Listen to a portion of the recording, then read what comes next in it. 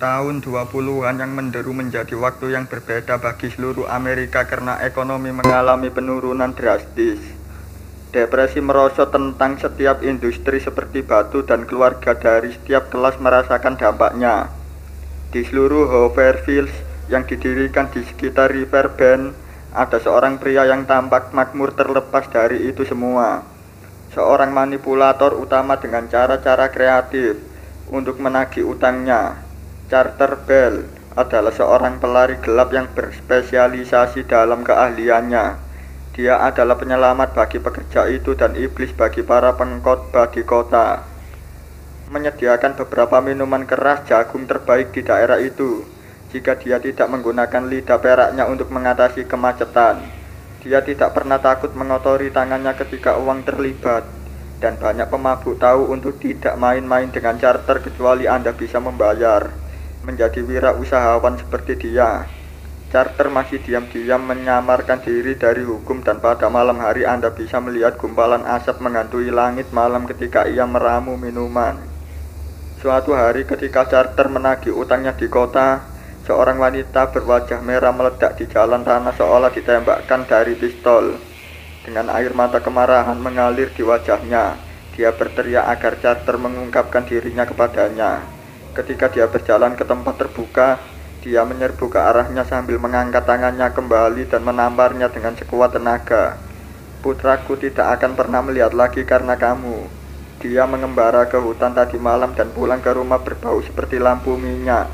Dia berseru, "Ya, Nyonya, bagiku sepertinya kamu harus memperhatikan anakmu sedikit lebih dekat. Sayang sekali dia tidak akan menonton apapun karena kamu." Dia berteriak ketika dia meludahi kakinya. "Carter Bell, kau mungkin membuat orang-orang ini terkecoh di sini.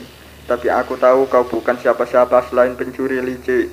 Hari-harimu diberi nomor minuman keras busuk selin di bumi ini.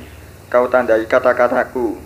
Dia berteriak ketika dia meraih kepalanya dan merobek beberapa helai rambut. Meskipun bingung, dia tidak memikirkan tindakannya dan mengira itu adalah cemoohan seorang wanita. Selain itu, ia memiliki hal-hal yang lebih penting untuk diperhatikan. Malamnya dia pergi ke hutan untuk merawat ketenangannya. Ada 3 yang tersebar secara strategis. Dia hanya berlari 2 demi 1 dan meninggalkan 1 sebagai cadangan jika Johnny Law kebetulan tersandung ke salah satu tempat. Pengusaha yang bijak akan selalu memiliki rencana cadangan. Ketika dia menyalakan api untuk boiler, dia memikirkan wanita yang panik. Ada rasa bersalah yang mulai mengatasinya ketika api mulai naik dan dia menjadi linglung sejenak. Sebuah bara api yang menyala-nyala berhasil melarikan diri dari api dan mendarat di dekat bahan-bahannya. Dia tersentak kembali ke realitas dengan cepat begitu api kedua mulai memakan barang habis pakai.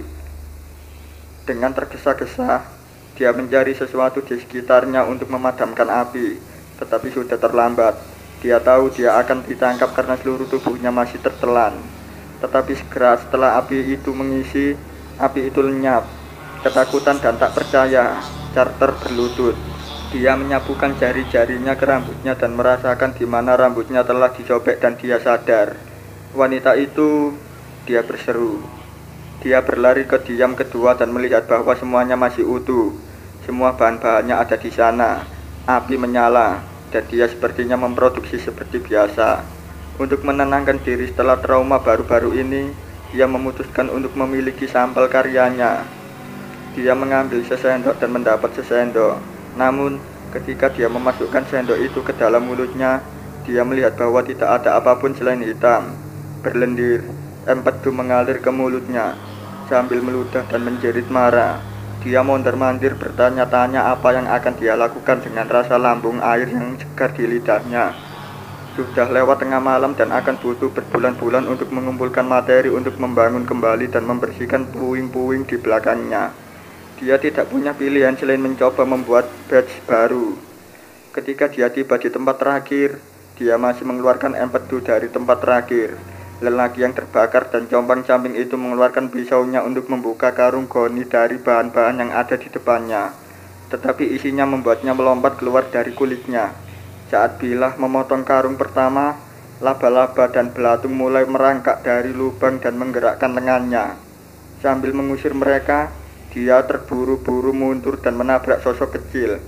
"Hai, Charter," kata suara wanita dari bawah jubah gelap. "Itu kamu?" Dia berteriak sambil melambaikan pisaunya. "Tinggal jauh dari saya, aku akan membunuhmu.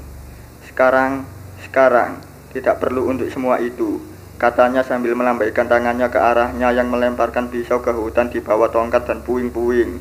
"Kamu tahu, Charter, aku harus memikirkan apa yang kamu katakan tentang anakku yang tidak bisa menonton apapun lagi.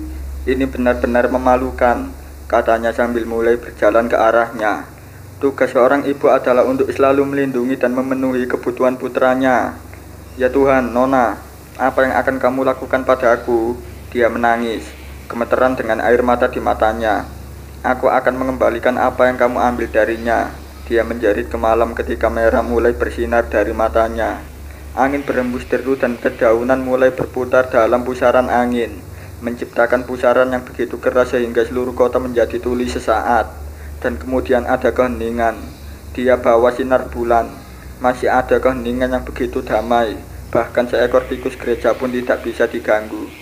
Keesokan harinya Charter Bell tidak ditemukan. Mereka memeriksa gubuknya, hutan, dan bahkan dengan beberapa pengutang dan tidak ada yang melihat atau mendengar darinya. Ada desas-desus bahwa ia memutuskan untuk meninggalkan kota dengan mobil kereta menuju selatan untuk mencoba tangannya untuk membubuhi minuman kerasnya. Tetapi tak lama kemudian ia menjadi kenangan lama yang segera terlupakan oleh banyak orang. Namun ada seorang anak lelaki kecil yang secara ajaib mendapatkan kembali penglihatannya setelah menjadi buta.